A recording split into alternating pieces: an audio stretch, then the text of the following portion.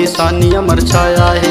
आदिवासिन के रे गोंडेवानन के गा खेती किसानी अमर छाया है। आदिवासिन के रे गोंडेवानन के गा खेती किसानी अमर छाया है। आदिवासिन के रे गोंडेवानन के गा खेती किसानी अमर छाया है।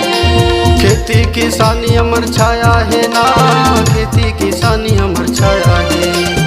खेती किसानी अमर छाया है ना, खेती किसानी अमर छाया है।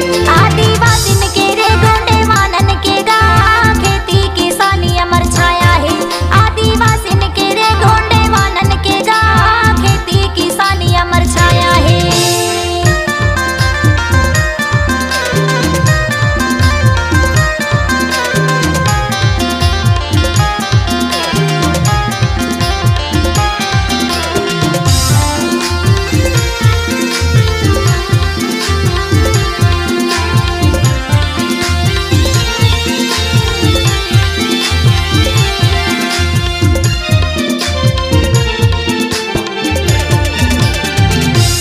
भाई भाई के झगड़ा, जगह जमीनन के मारे हो रे झगड़ा। भाई भाई के झगड़ा समझन में हो रे चर्चा। आदिवासिन के रे गोंडेवानन के गा खेती किसानी अमर छाया है। आदिवासिन के रे गोंडेवानन के गा खेती किसानी अमर छाया है। आदिवासिन के रे गोंडेवानन के गा खेती किसानी अमर छाया है। आदिवासिन के रे गोंडेवानन के गा खेती किसानी अमर छाया है।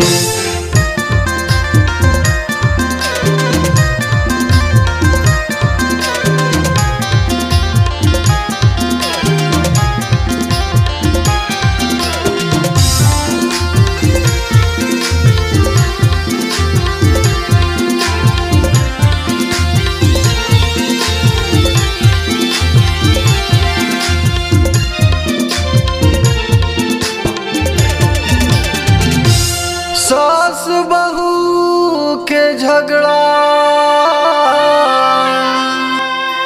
काम भूतन के मारे हो रे झगड़ा। सास बहू के झगड़ा अपन घाटा में हो रे चर्चा। आदिवासिन के रे गोंडेवानन के गा खेती किसानी अमर छाया है। आदिवासिन के रे गोंडेवानन के गा खेती किसानी अमर छाया है। आदिवासिन के रे गोंडेवानन के गा खेती किसानी अमर छाया है।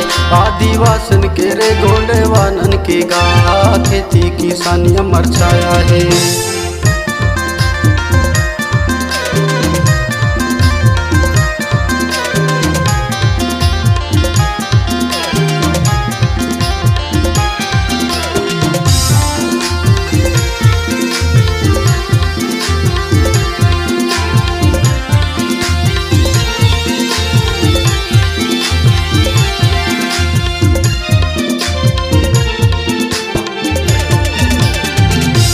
डौका डौकी के झगड़ा,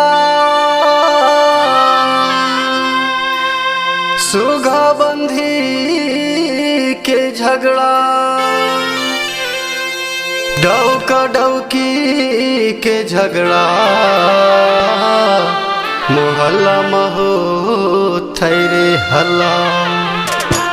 आदिवासिन के रे गोंडेवानन के गा खेती किसानी अमर छाया है। आदिवासिन के रे गोंडेवानन के गा खेती किसानी अमर छाया है। आदिवासिन के रे गोंडेवानन के गा खेती किसानी अमर छाया है। आदिवासिन के रे गोंडेवानन के गा खेती किसानी अमर छाया है। खेती किसानी अमर छाया है ना, खेती किसानी अमर छाया है। खेती किसानी अमर छाया है ना, खेती किसानी अमर छाया है। आदिवासिन के रे गोंडेवानन के गा खेती किसानी अमर छाया है। आदिवासिन के रे गोंडेवानन के गा खेती के रे गोंडवानन के गा खेती किसानी अमर छाया है आदिवासन के रे गोंडवानन के गा खेती किसानी अमर छाया है खेती किसानी अमर छाया है खेती किसानी अमर छाया है खेती किसानी अमर छाया है खेती किसानी अमर छाया है।